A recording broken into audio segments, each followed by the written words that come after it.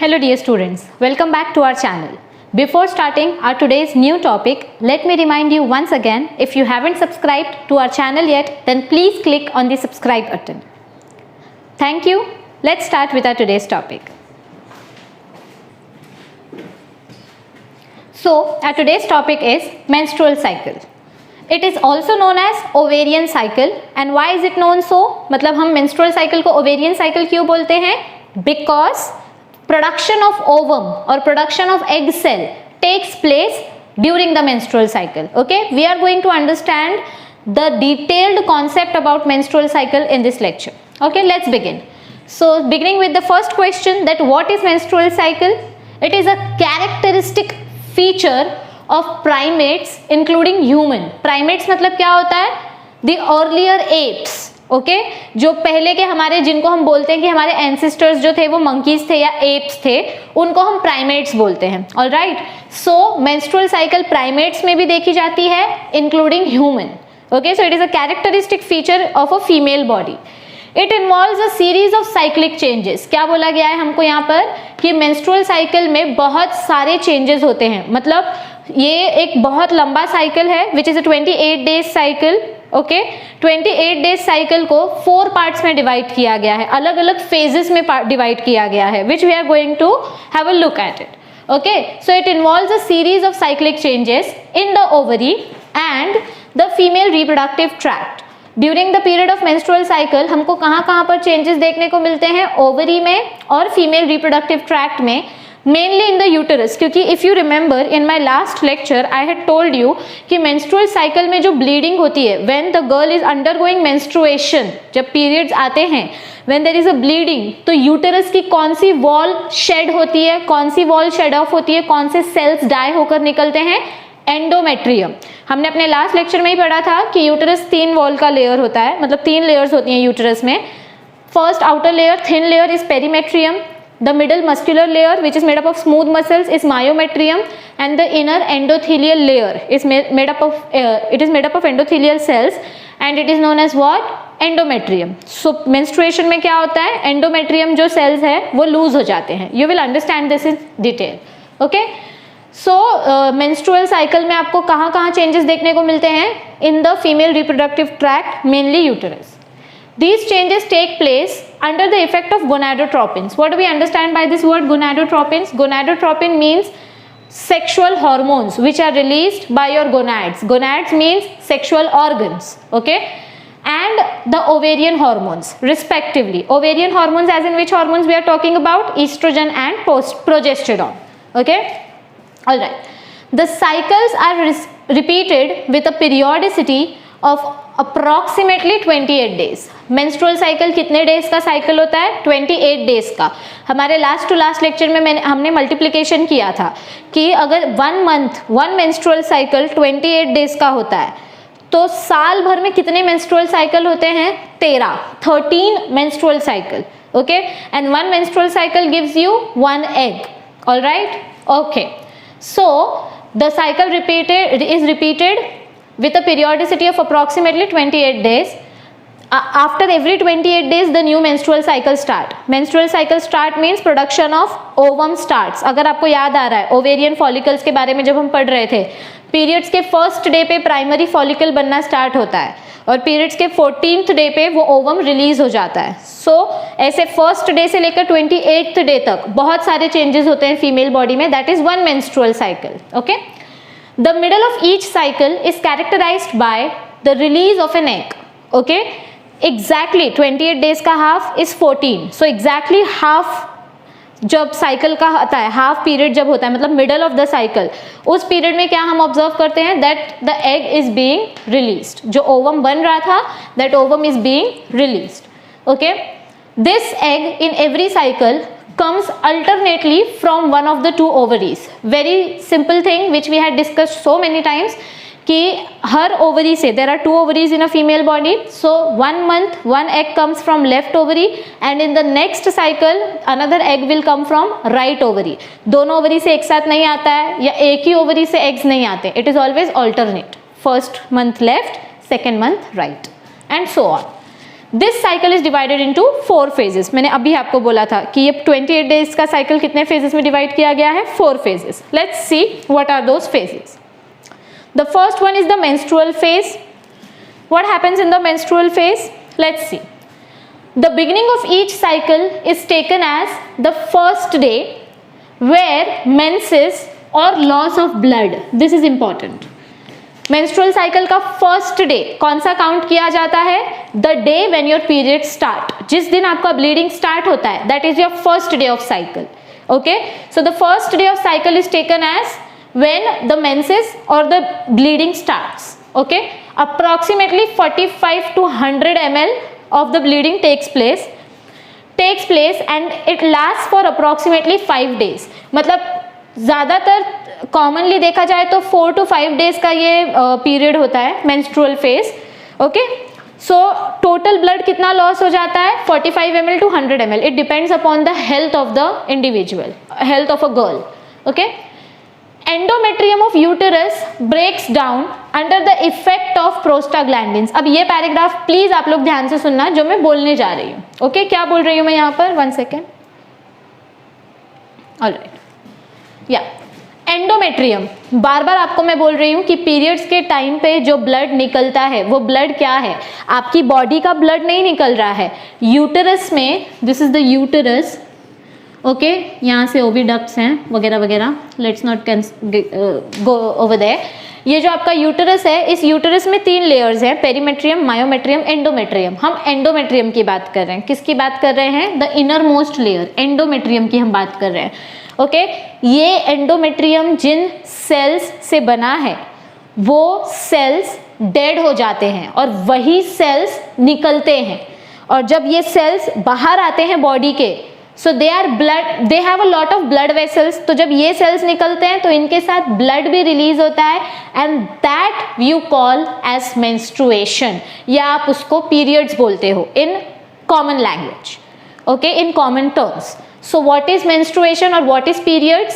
When your endometrium layer is shedding off, जब आपके endometrium cells मरकर बाहर आ रहे हैं and they contain a lot of supply of blood vessels. So when blood is also being shed with those endometrium cells, then that phase is known as menstrual phase or menstruation. Okay? So endometrium of uterus breaks down under the effect of prostaglandins. हम जब male reproductive system पढ़ रहे थे, prostate gland के बारे में पढ़ रहे थे, तब हमने प्रोस्टाग्लैंडिन्स के बारे में पढ़ा था और मैंने आपको बताया था कि प्रोस्टाग्लैंडिन्स का 2 काम होता है. एक तो वो ऐसे हार्मोन्स बनाते हैं जो ब्लड को क्लॉट कर दे. ओके, और दूसरा वो ऐसे केमिकल्स भी रिलीज करते हैं जो अगर कहीं पर क्लॉटिंग हुई है तो उस क्लॉटिंग को खोल के ब्लड फ्लो चालू कर देंगे. मतलब ये एंटागोनिस्टिक है फंक्शन में. ये जो फंक्शन करता है, प्रोस्टाग्लैंडिन हार्मोन्स जो फंक्शन करते हैं, सेम हार्मोन उसका अपोजिट फंक्शन भी करते हैं. मतलब it is a very twisted protein और hormone you can say. So ये प्रोस्टाग्लैंडिन्स क्या कर रहे हैं? See, I will tell you a very simple concept. जब फर्टिलाइजेशन होता है, जब सेक्सुअल इंटरकोर्स होता है, स्पर्म ओवम को फर्टिलाइज करता है. अगर स्पर्म और ओवम का फर्टिलाइजेशन हो गया, फ्यूजन हो गया और जाइगोट बन गया, तो ये एंडोमेट्रियम सेल्स को कुछ नहीं होगा. वो एंडोमेट्रियम सेल्स वैसे ही रहेंगे, इनफैक्ट वो और थिक हो जाएंगे क्योंकि उनको एम्ब्रियो को नरिशमेंट प्रोवाइड करना है. लेकिन सेक्सुअल इंटरकोर्स हुआ ही नहीं, मतलब कॉप्युलेशन हुआ ही नहीं है, सेक्सुअल एक्टिविटी ही नहीं हुई है, तो स्पर्म आने का सवाल ही नहीं उठता है. या एक्टिविटी हुई भी है पर स्पर्म्स अंदर नहीं पहुंचे हैं ड्यू टू सम प्रोटेक्शन. तो अब ये ओवा ऐसा ही रहेगा और वो ओवा बाहर रिलीज हो जाएगा. अब ओवा बाहर रिलीज हो गया, वजाइना के बाहर आ गया, ओव्यूलेशन हो गया. अब अंदर कोई जाइगोट नहीं है, कुछ नहीं है, फर्टिलाइजेशन नहीं हुआ है. तो अब एंडोमेट्रियम क्या करेगा रह के अंदर? तो अब एंडोमेट्रियम का अंदर कुछ काम नहीं है. नेक्स्ट मंथ जब वापस मेंस्ट्रुअल साइकिल स्टार्ट होगा तो वापस नया एंडोमेट्रियम बनेगा. तो ये जो पुराना एंडोमेट्रियम है, ये एंडोमेट्रियम बाहर आना स्टार्ट हो जाएगा. लेकिन ये अपने आप बाहर नहीं आता है. ये एंडोमेट्रियम कब बाहर आता है? जब प्रोस्टाग्लैंडिन हार्मोन्स बनते हैं. Did you get it? I hope आपको रिलेशन समझ में आ रहा है.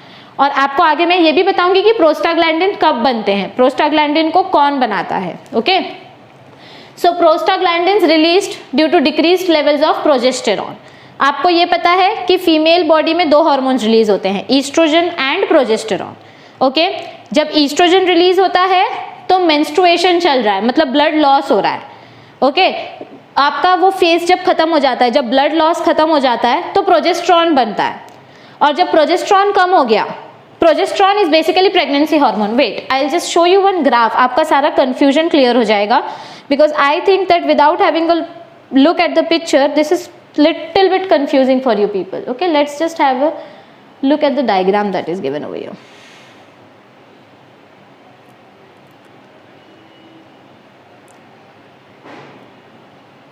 Okay,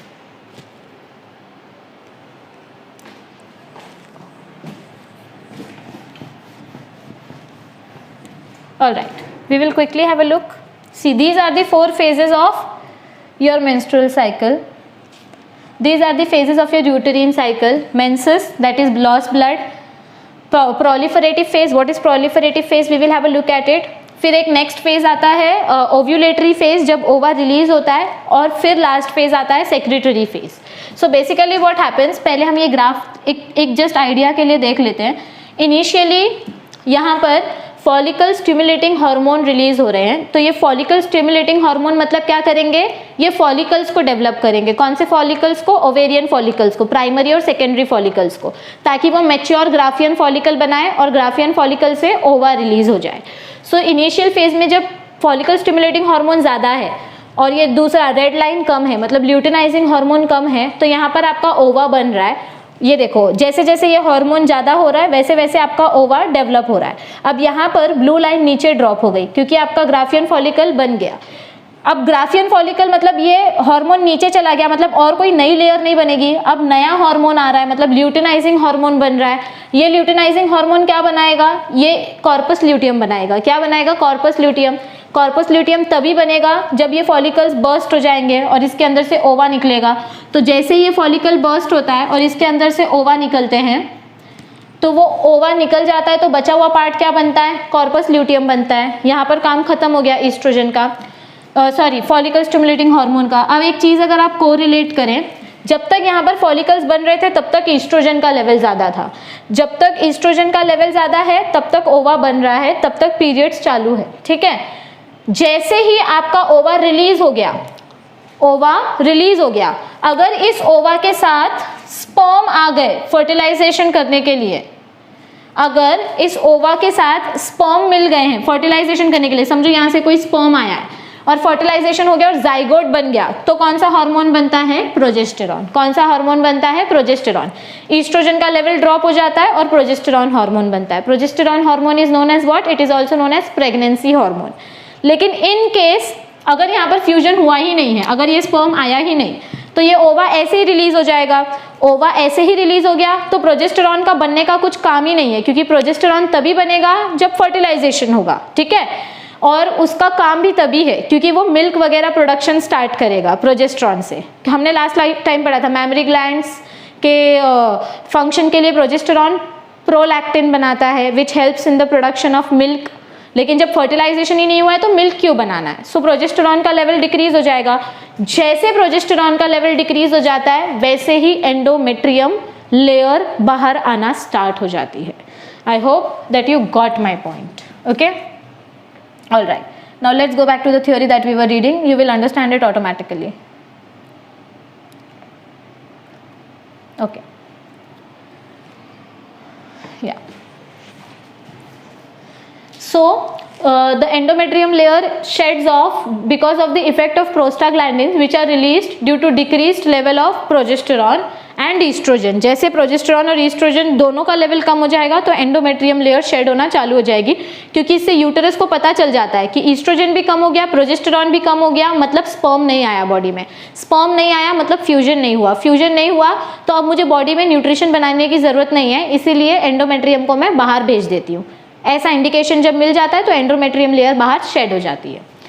due to this blood, tissue fluid, mucus, endometrial lining and the unfertilized oocyte is discharged through vagina. ये क्वेश्चन आपको MCQ में पूछा जा सकता है कि जब ईस्ट्रोजन और ध्यान से सुनो क्वेश्चन कैसे पूछा जाएगा कि जब ईस्ट्रोजन और प्रोजेस्टेरॉन दोनों का लेवल डिक्रीज हो जाता है तो वजाइना से क्या क्या चीज़ें बाहर निकलती हैं? क्या क्या चीज़ें बाहर निकलती हैं? सबसे पहले तो एंडोमेट्रियल लाइनिंग, यस। दूसरा oocyte, क्योंकि वो तो अंदर फर्टिलाइज हुआ ही नहीं, यस, अनफर्टिलाइज्ड oocyte। तीसरा ब्लड, क्योंकि एंडोमेट्रियल लेयर के पास ब्लड वेसल्स थे तो ब्लड भी बाहर आएगा। Fourth tissue fluid, endometrial tissue. And fifth mucus, because vagina contains mucus and endometrium cells also contain mucus. So the endometrial lining becomes very thin, क्योंकि सारे endometrial cells बाहर आ गए हैं, that is about 1 mm. The menstrual discharge continues for an average of 5 days, और ऐसे ही menstruation कब तक चलते रहता है? 5 days तक. However, this blood does not clot. क्या बोला जा रहा है हमको? This blood does not clot due to the presence of fibrinolysin. This is important, ये प्रोस्टाग्लैंडिन हार्मोन का एक प्रोडक्ट है, ठीक है। प्रोस्टाग्लैंडिन जो केमिकल्स बनाता है ब्लड को क्लॉट करने के लिए और क्लॉट को खोलने के लिए, जो अलग अलग हार्मोन्स बनते हैं। क्लॉट करने वाला हार्मोन अलग है और उस क्लॉट को, मतलब ब्लड की गांठ को खोलने वाला हार्मोन अलग है। तो जो क्लॉट को खोलने वाला हार्मोन है दैट इज फाइब्रिनोलाइसिन। ये किसने बनाया है? प्रोस्टाग्लैंडिन ने। जब तक ये फाइब्रिनोलाइसिन रहेगा बॉडी में तब तक ब्लड बाहर आते रहेगा, क्लॉटिंग नहीं होगी, मतलब ब्लड फ्लो नहीं रुकेगा, ठीक है। और इसीलिए पीरियड्स के टाइम पे कंटिन्यूअस, ऐसा टाइम नहीं होता है ना कि सिर्फ सुबह के टाइम पे ब्लड फ्लो होगा या शाम के टाइम पे ब्लड फ्लो होगा। 24 आवर्स ब्लड निकलते रहता है, ब्लीडिंग होती रहती है। तो वो किस वजह से? फाइब्रिनोलाइसिन की वजह से। Menstrual phase occurs when an ovulated egg does not get fertilised. ये मेंस्ट्रुअल फेज कब होता है? ये आपका इंपॉर्टेंट पॉइंट है। ये मेंस्ट्रुअल फेज कब होता है? When your egg is not ovulated, okay? जब ओवम स्पर्म के साथ फ्यूज नहीं हुआ तभी मेंस्ट्रुएशन होगा। So when the ovum is not ovulated and it is thereby shed out along with the menstruum. Menstruum means endometrial layer. Egg बन गया था लेकिन वो फर्टिलाइज नहीं हुआ क्योंकि स्पर्म के साथ वो फ्यूज नहीं हो पाया, तो वो तो बाहर जाएगा लेकिन वो अपने साथ क्या लेके जाएगा? एंडोमेट्रियम। क्यों? क्योंकि अगर जाइगोट बनता, अगर फर्टिलाइजेशन होता तो एंडोमेट्रियम का काम आता जाइगोट को नरिशमेंट प्रोवाइड करने के लिए। लेकिन जाइगोट ही नहीं बना तो नरिशमेंट किसको देंगे? और नरिशमेंट देना ही नहीं है तो अननेसेसरीली सेल्स को अंदर रखकर क्या फायदा? इसीलिए जाइगोट के साथ साथ एंडोमेट्रियल लेयर भी निकल जाती है, ओके। इट इज दस called funeral of the unfertilised egg. इसीलिए हम इसको क्या बोलते हैं? जब हमारा अनफर्टिलाइज्ड एग बॉडी से बाहर चला जाता है तो उसको हम क्या बोलते हैं? Funeral of unfertilised egg. मतलब जो एग फर्टिलाइज नहीं हो पाया तो वो बाहर चला गया, वो डेड हो गया और हम उसका शोक मना रहे हैं, उसका मातम मना रहे हैं। That is the meaning of this phrase, funeral of unfertilised egg, okay. All right, so let's read ahead. During these 5 days many primordial follicles develop into primary and few of them into secondary follicles, as you can see it over here. ये जब initial phase चल रहा है menstrual phase, तो उस time पे बहुत सारे प्रिमोडियल फॉलिकल्स किस में डेवलप हो रहे हैं? The primordial follicles are getting developed into primary follicles, primary follicles into secondary follicles, और बहुत सारे सेकेंडरी फॉलिकल्स में से कोई एक फॉलिकल मैच्योर ग्राफियन फॉलिकल बनाएगा, okay. All right. Under the effect of what? Under the effect of FSH. What is FSH? Follicle stimulating hormone. What is FSH? Follicle stimulating hormone. Follicle मतलब ये अपने germinal layers, उसको stimulate करने वाला hormone. Stimulate मतलब उसकी growth को enhance करने वाला, बढ़ाने वाला हार्मोन। So it is easy to remember, follicle stimulating hormone, okay. जब तक एफएसएच बढ़ेगा तब तक फॉलिकल्स बनेंगे, एफएसएच गिरा फॉलिकल बर्स्ट हो जाएगा। देखो एफएसएच नीचे आया वैसे ही फॉलिकल बर्स्ट हो गया और उसमें से ओवा निकल गया। So it's a very simple correlation to understand. Let's move ahead, okay. Now next comes proliferative phase. पहले उसके पहले देख लेते हैं ये क्या दिया गया है, okay. This is from the internet that you have to find, okay. So now the next phase is proliferative phase. What is the next phase? Proliferative phase. In this phase, what will we discuss? We will be discussing about the release of the ovum. Okay, let's see. Proliferative phase is also known as follicular phase or post-menstrual phase, मतलब after bleeding वाला phase. This phase is the duration between the end of menstruation and the release of ovum. Ovum को release करने से पहले और periods खत्म होने के बाद का फेज, मतलब अगर आपको मैं सिंपल टर्म्स में समझाऊं, आपका पीरियड स्टार्ट हुआ 0 डे पे, 0 to 5 डेज तक आप ब्लीडिंग कर रहे हो. ओके, देखो एंडोमेट्रियम का लेयर कम हो रहा है, दिस इज एंडोमेट्रियम. तो 0 to 5 डेज पे आपने ब्लीड किया. अब 5 डेज के बाद आपका प्राइमरी फॉलिकल सेकेंडरी फॉलिकल में बना और सेकेंडरी फॉलिकल टर्शरी फॉलिकल में बना. तो 5 डेज तक आपने ब्लीडिंग की. ओके, बिकॉज ऑफ दिस क्या हुआ, आपका एंडोमेट्रियम लेयर शेड हुआ. अब हम प्रोलिफरेटिव फेज के बारे में पढ़ रहे हैं. तो प्रोलिफरेटिव फेज कौन से डेज पे आता है? From 5th day to 14th day. 5th day to 14th day में क्या होगा, आपका ओव्यूल डेवलप होगा. क्या होगा, आपका ओव्यूल डेवलप होगा. So we are going to discuss about that कि ओव्यूल रिलीज होने से पहले क्या होता है. Alright, generally this phase extends from 5th to 13th day of menstrual cycle. Okay, मैंने एक लाइन स्किप कर दी. Duration of this phase is more variable than other phases. Okay, so हमको क्या बोला गया है कि प्रोलिफरेटिव फेज का ड्यूरेशन डिफर कर सकता है. कुछ लड़कियों में 6 दिन तक ब्लीडिंग होती है, 7 दिन तक ब्लीडिंग होती है, या कुछ लोगों में 4 दिन तक ब्लीडिंग होती है. सो ये थोड़ा बहुत डिफरेंस होगा. सो it is not a very short measurement. Alright, but generally अगर जनरली कंसिडर करें तो 5th to 13th डे का जो पीरियड होता है, ये 8 डेज का जो पीरियड होता है, that is considered as proliferative phase. A few 6 to 12 secondary follicles proceed. अब इस पैराग्राफ में हमको क्या बोला गया है, जो मैं आपको अभी तक बोल रही थी कि आपके कुछ प्रिमोर्डियल फॉलिकल्स प्राइमरी फॉलिकल्स बनते हैं, प्राइमरी फॉलिकल से सेकेंडरी फॉलिकल्स बनते हैं. समझो अगर 50 प्राइमरी फॉलिकल्स बने तो उसमें से गिने चुने फॉलिकल्स सेकेंडरी फॉलिकल्स बनेंगे, और इन गिने चुने फॉलिकल्स में से सिर्फ एक, only one of them develops into Graafian follicle. क्योंकि ग्राफियन फॉलिकल के अंदर क्या है, हमारा ओवम है, एग है. The other secondary follicles they degenerate. और इस प्रोसेस को हम क्या बोलते हैं, जब बाकी के बचे हुए फॉलिकल्स डीजेनरेट हो जाते हैं या डेड हो जाते हैं, तो उस प्रोसेस को हम क्या बोलते हैं, हमने हमारे इनिशियल लेक्चर्स में डिस्कस किया था, atresia. Let's see. This process is known as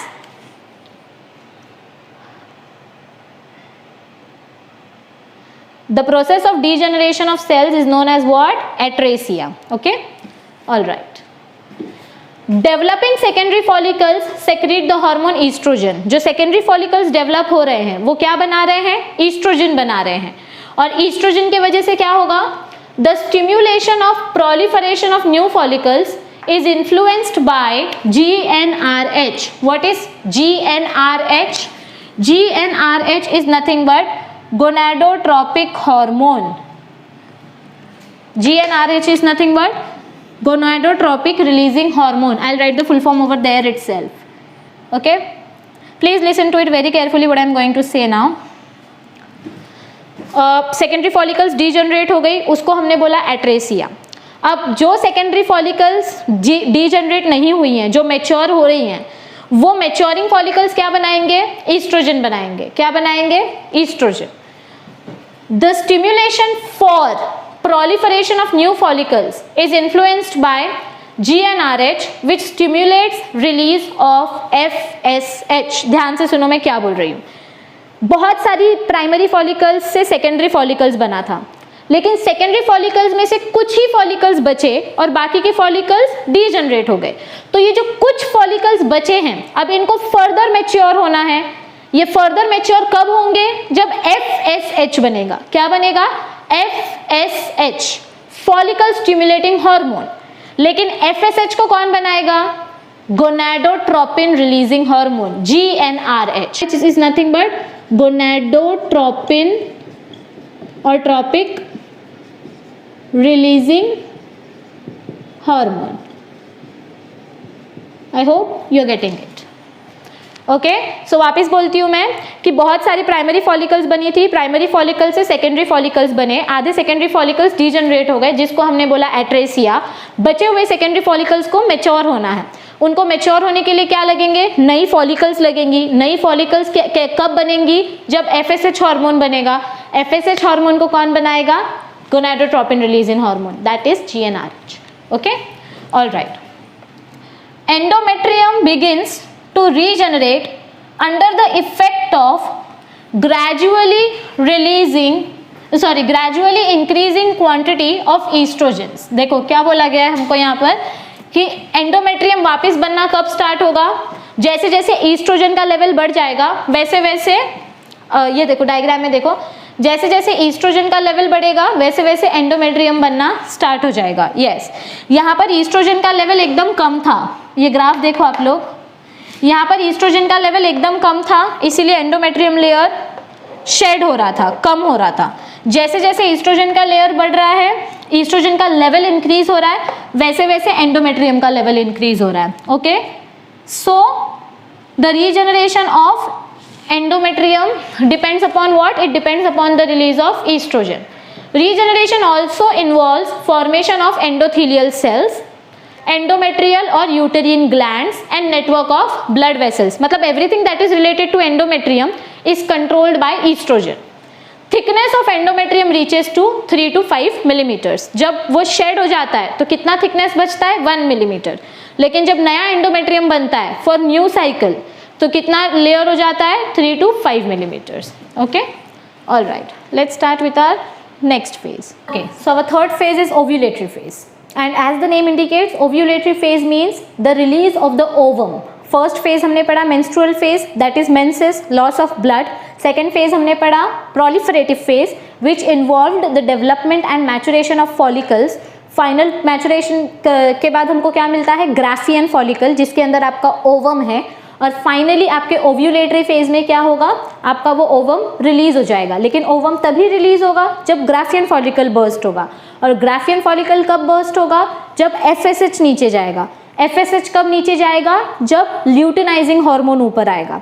luteinizing hormone क्यों ऊपर आएगा, क्योंकि उसको कॉर्पस ल्यूटियम बनाना है। कॉर्पस ल्यूटियम का फंक्शन क्या है, बनने वाले जाइगोट को नरिशमेंट प्रोवाइड करना। बॉडी के फंक्शनैलिटी के हिसाब से बॉडी को तो यही लग रहा है कि ओवम बन गया है मतलब फर्टिलाइजेशन होने वाला है। अब ब्रेन को थोड़ी पता चलेगा कि स्पर्म अंदर आया कि नहीं आया। ओके तो वो अपना काम कर रहा है कि ओवम बन गया है मतलब फर्टिलाइजेशन होगा। फर्टिलाइजेशन होगा तो जाइगोट को न्यूट्रिशन लगेगा, जाइगोट को न्यूट्रिशन की जरूरत पड़ेगी मतलब कॉर्पस ल्यूटियम बनाना पड़ेगा। कॉर्पस ल्यूटियम बनाने के लिए LH हार्मोन चाहिए। LH हार्मोन बढ़ेगा तो आपका FSH हार्मोन नीचे चला जाएगा। FSH हार्मोन नीचे चला जाएगा तो नए फॉलिकल्स नहीं बनेंगे। नए फॉलिकल्स नहीं बनेंगे तो ग्राफियन फॉलिकल को सपोर्ट नहीं मिलेगा। ग्राफियन फॉलिकल को सपोर्ट नहीं मिलेगा तो वो बर्स्ट हो जाएगा और उसके अंदर से ओवम रिलीज हो जाएगा। जस्ट हैव अ लुक, जो मैंने बोला इज इट ट्रू और नॉट। सी 1 सेकेंड, या आपका FSH नीचे गया और ल्यूटिनाइजिंग हार्मोन इंक्रीज हुआ। ल्यूटिनाइजिंग हार्मोन जब इंक्रीज हुआ, जैसे FSH नीचे गया वैसे आपका ग्राफियन फॉलिकल बर्स्ट हो गया। और जैसे ग्राफियन फॉलिकल बर्स्ट हुआ ल्यूटिनाइजिंग हार्मोन का लेवल इंक्रीज हो गया। दोनों डायरेक्टली प्रोपोर्शनल है। ल्यूटिनाइजिंग हार्मोन का इंक्रीज होना वैसे ही ओवम निकल जाता है और जैसे ओवम निकलता है ग्राफियन फॉलिकल क्या बन जाता है, corpus luteum. Alright, okay, let's quickly have a look at the theory of ovulatory phase. It is the smallest phase, it is the shortest phase of menstrual cycle. क्या होता है इसमें, it involves rupturing of the Graafian follicle and when the Graafian follicle ruptures, what happens, the ovum is released, okay, which is known as the secondary oocyte into the pelvic cavity. All right, that is in like the ovum is released into the pelvic cavity, मतलब कि ovaries से release होके वो infundibulum के अंदर आएगा fimbriae के through और फिर वहाँ से एम्प्यूला तक पहुँचेगा। Usually on the 14th day of menstrual cycle, क्योंकि हमने प्रोलिफरेटिव फेज क्या पढ़ा, it is from 5th to 13th day. और 14th डे पे क्या होता है, हमने पहले ही पढ़ा था कि exactly half of menstrual cycle period, मतलब 28 डेज का जो मेंस्ट्रुअल साइकिल है उसके एग्जैक्टली हाफ पीरियड पे ओवा रिलीज होता है। मतलब 14th डे पे आपका ओवा रिलीज होता है। रैपिड और and that is the period dear students when there are high chances of fertilisation. अगर कोई मदर प्लान कर रही है कि मुझे प्रेग्नेंट होना है तो वो सबसे ज़्यादा सूटेबल पीरियड होता है, क्योंकि उस टाइम पे ओवा रिलीज हुआ है और अगर उसी टाइम पे बॉडी में स्पर्म इंसर्ट किए जाएंगे, इंजेक्ट किए जाएंगे, so there are high chances of fusion between the sperm in the ovum which will lead into the fertilisation. Alright, so 14th day is technically the most suitable period to conceive. Rapid secretion of luteinizing hormone by positive feedback mechanism causes the mature follicle to rupture। क्या बोला गया यहाँ पर simple terms में अगर हम बोलें, ये जो रेड वाला लाइन है, जैसे आपका रैपिड ये LH बढ़ेगा, LH जैसे ही बढ़ जाएगा, जस्ट हैव अ लुक, जैसे आपका LH हार्मोन बढ़ेगा आपका ग्राफियन फॉलिकल रप्चर हो जाएगा। बस यही बोला है, कंफ्यूज मत होना ये वर्ड्स क्या यूज किए गए। Positive feedback mechanism means this increase is proportional to the rupturing of the Graafian follicle, that's it, it's a very complicated term, तो उस पर ज़्यादा अपना टाइम मत वेस्ट करो, जस्ट अंडरस्टैंड कि जैसे ही आपका ल्यूटिनाइजिंग हार्मोन एकदम से इंक्रीज होता है ग्राफियन फॉलिकल रप्चर हो जाता है। And we know Graafian follicle rupture होकर हमको क्या देता है, ओवम।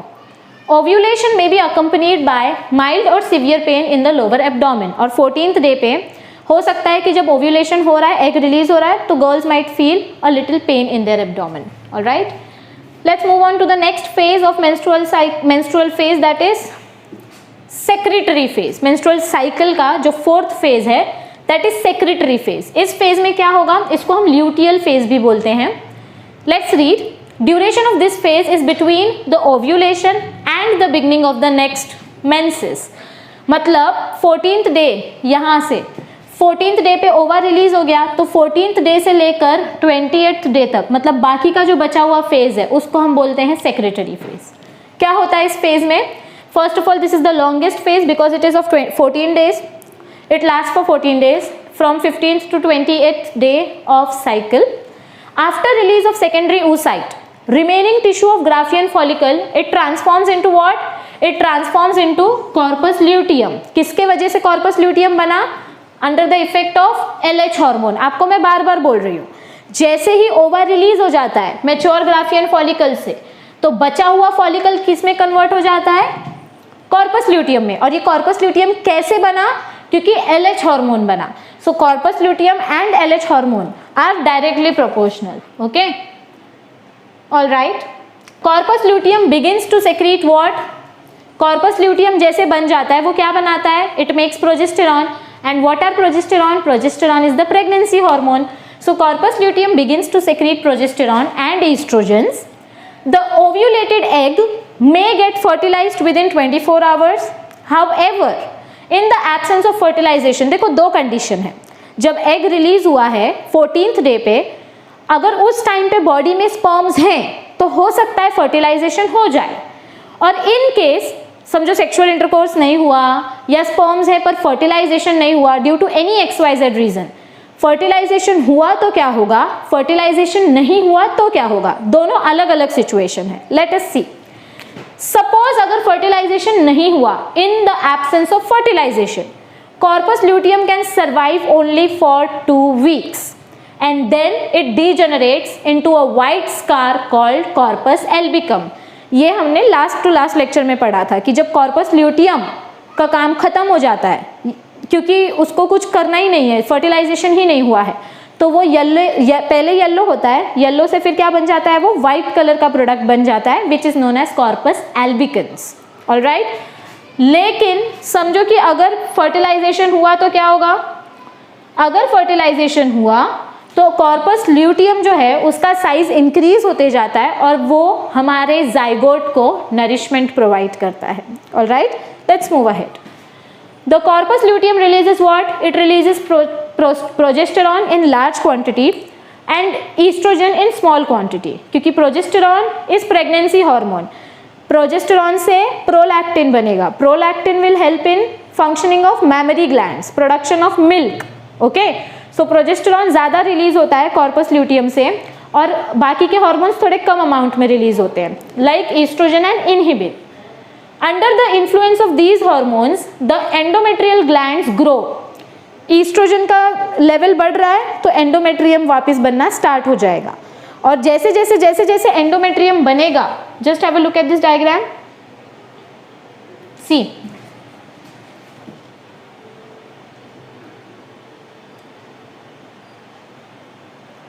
सी यहाँ पर सेक्रेटरी फेज में कॉर्पस ल्यूटियम क्या बना रहा है, कॉर्पस ल्यूटियम क्या बना रहा है, प्रोजेस्टेरॉन बना रहा है और ईस्ट्रोजन बना रहा है। ईस्ट्रोजन अगर बढ़ गया, हाँ ये रहा हमारा ईस्ट्रोजन, पहले ईस्ट्रोजन एकदम कम था इसीलिए एंडोमेट्रियम लेयर जा रहा था, जैसे जैसे ईस्ट्रोजन का लेवल बढ़ रहा है वैसे वैसे एंडोमेट्रियम सेल्स वापस थिक हो रहे हैं, ठीक है।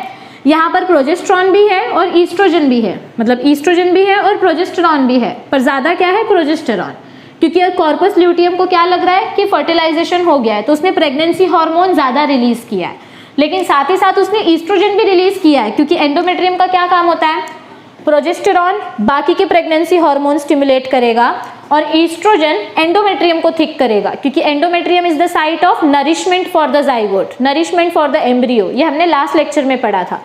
तो दोनों का ही बढ़ना जरूरी है, बट व्हाट हैपेंस लेटर, अगर फर्टिलाइजेशन ही नहीं हुआ है सो एंडोमेट्रियम थिक हो गया, ठीक है, समझो endometrium becomes thick, endometrium glands will grow, it will become coiled and it will produce all type of secretions, endometrium becomes more vascularized, ज़्यादा blood vessels आ जाते हैं उसमें and it gets thick up to 8 to 10 millimeters.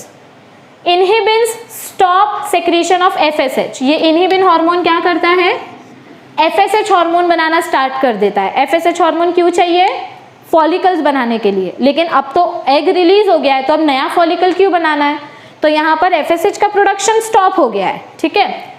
These changes are necessary for fertilization and subsequent implantation.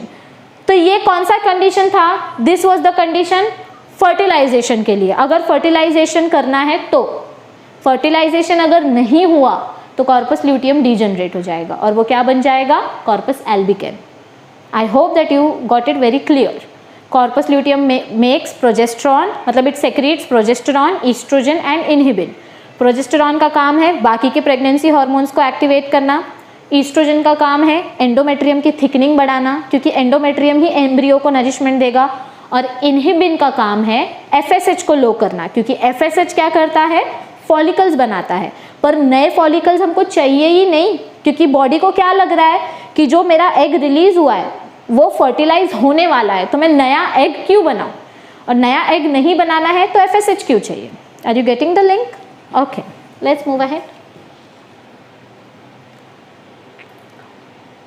However, now this is an important part. However, if the ovulated egg gets fertilized, okay, now comes the condition कि अगर fertilization हुआ तो the embryo is implanted, zygote develops into embryo, there is secretion of another hormone which is known as human chorionic gonadotropin, HCG hormone, which extends the life of corpus luteum.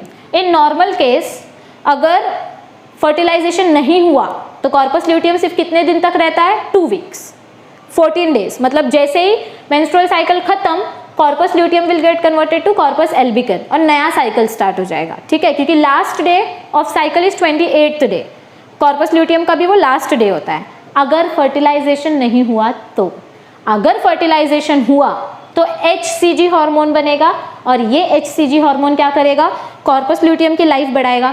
क्यों बढ़ानी है हमको corpus luteum की life, yes tell me, क्योंकि corpus luteum क्या बना रहा है, क्या फायदा है कॉर्पस ल्यूटियम से, yes because it is making progesterone, estrogen and inhibin। तो कॉर्पस ल्यूटियम का डायरेक्टली कुछ फंक्शन नहीं है, बट इनडायरेक्टली कॉर्पस ल्यूटियम जो प्रोडक्ट्स बना रहा है वो प्रोडक्ट इंपॉर्टेंट है एम्ब्रियो के नरिशमेंट के लिए और डेवलपमेंट के लिए, okay.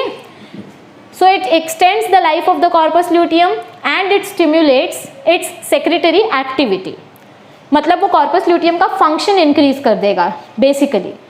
Presence of HCG hormone in maternal blood and urine is an indicator of pregnancy. This line is important, please mark this. कैसे पता चलता है कि मदर इज प्रेग्नेंट और नॉट, बाय मेडिकल टेस्ट, और मेडिकल टेस्ट में क्या test करते हैं, मदर का ब्लड लेते हैं या यूरिन सैंपल लेते हैं, और उस यूरिन सैंपल में क्या चेक करते हैं, whether HCG hormone is present और नॉट। HCG हार्मोन कब प्रेजेंट होगा? जब फर्टिलाइजेशन होगा। सो अगर HCG हार्मोन प्रेजेंट है मतलब मदर प्रेग्नेंट है। Okay, in absence of fertilisation next menstrual cycle will begin, क्योंकि 28 डेज खत्म हो गए, कॉर्पस ल्यूटियम डीजनरेट हो गया और नेक्स्ट साइकिल स्टार्ट हो गई। So I hope that you understood the menstrual cycle very well and all the 4 phases that it involved. Let's quickly have a look at the box given over here. Always remember, these are few tips to maintain your hygiene. Hygiene practices during menstruation, you all know it already. Keep the pubic area clean. आपके reproductive area को clean रखो. Pubic means reproductive area, your vagina and everything. Change the sanitary napkin every 4 to 5 hours. Change your sanitary pads every 5 hours. Maintaining personal hygiene during menstruation is important to reduce the risk of infection. क्योंकि during periods, during menstruation, urinary tract infection होने के बहुत सारे chances होते हैं, UTI होने के बहुत chances होते हैं. So to avoid any risk, make sure that you are cleaning everything properly. You are cleaning all your body parts cleanly. Dispose use sanitary napkins properly, कहीं पर भी सैनिटरी पैड्स को नहीं फेंकना है, अच्छे से उसको डिस्पोज करो. Using damp and dirty clothes और using a sanitary napkin for a longer time can act as a perfect environment for growth and multiplication of bacteria. अगर आप एक ही पैड को 8 घंटे 10 घंटे के लिए यूज कर रहे हो तो आप बैक्टीरिया को ऐसे बुला रहे हो कि आओ बैक्टीरिया मेरी बॉडी में इन्फेक्शन स्प्रेड करो. सो कोई भी कपड़ा या कोई भी पैड 4 से 5 घंटे के बाद आपको चेंज करना है. और पहली बात तो डर्टी क्लोथ्स यूज ही नहीं करने, you have to use clean clothes और clean sanitary napkin. Okay, and it leads to infection. अगर बैक्टीरिया आएंगे तो obviously it will lead to infection. So these are some of the things that were important from female reproductive system point of view, from menstrual cycle point of view, because these topics are not that openly discussed in your schools and colleges. Okay, so I hope that you understood everything that we discussed today. All right.